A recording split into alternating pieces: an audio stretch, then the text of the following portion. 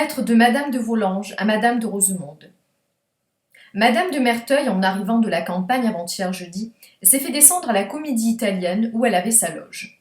Elle y était seule et, ce qui dut lui paraître extraordinaire, aucun homme ne s'y présenta pendant tout le spectacle. À la sortie, elle entra, suivant son usage, au petit salon qui était déjà rempli de monde.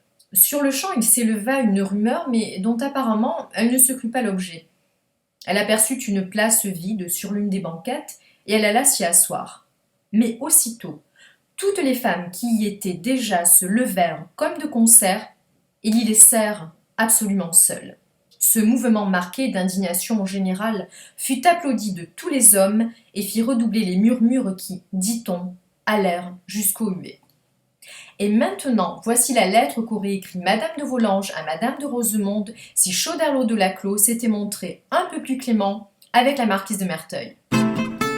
La cause de la marquise de Merteuil semblait bel et bien perdue, et son bannissement certain. C'est alors que se produisit un renversement digne du roman le plus rocambolesque. Au moment où les huées atteignaient leur paroxysme, une femme entra. Son âge vénérable, son allure qui n'avait rien perdu cependant de son caractère altier, le fait enfin que nul d'entre nous ne la connaissait, rétablirent soudain un silence total. Après quelques minutes pour s'assurer que nous étions calmes et prêts à l'écouter, l'inconnu se présenta. « Je suis la marquise d'Étremont. Mon nom et mon visage ne vous disent rien, car je vis depuis plusieurs années retirée dans ma propriété à la campagne. » Puis Madame d'Étremont alla se placer aux côtés de Madame de Merteuil, qui n'avait cessé de l'observer avec une stupéfaction mêlée de réconfort depuis son arrivée. La marquise d'Étremont nous tint alors un discours que je vous retranscris ici de mémoire le plus fidèlement possible. Je suis à Paris quelques jours pour régler une affaire. J'ai voulu faire une surprise ce soir à Madame de Merteuil. J'ai connu la marquise à son entrée dans le monde. Je l'y ai suivie d'abord comme une observatrice curieuse, puis touchée par son histoire, enfin comme une amie sûre, auprès de laquelle elle pouvait s'épancher dès qu'elle en éprouvait le besoin. J'ai été témoin de l'évolution de Madame de Merteuil depuis ses premiers pas hors du giron maternel jusqu'aux années qui ont suivi son veuvage. Savez-vous ce qu'est la vie d'une femme, qui plus est une femme seule, dans cette société qui lui ôte d'emblée toute chance de jouer à égalité avec les hommes, et qui la condamne à porter les chaînes de la soumission à la loi masculine, aux codes inflexibles de l'honneur et des apparences, sans plainte ni révolte? Savez-vous la quantité de talents inouïs que doit déployer à chaque instant une femme pour survivre dans un monde où rien n'est fait pour elle? Que vous ne le conceviez pas, messieurs, pour ne l'avoir jamais expérimenté, l'idée me révolte, mais j'en comprends la logique.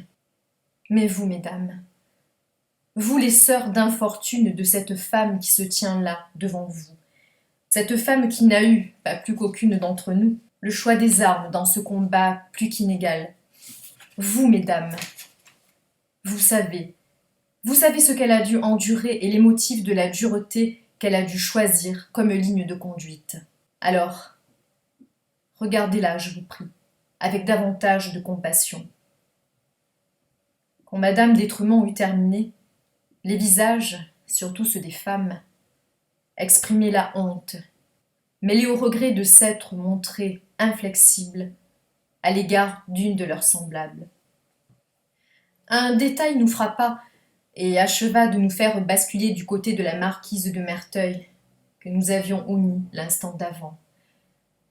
Le masque du contrôle et de la dissimulation qui couvrait jusque-là son visage craqua, et quelque chose comme une poussière de diamant étincela sur sa joue. C'était une larme.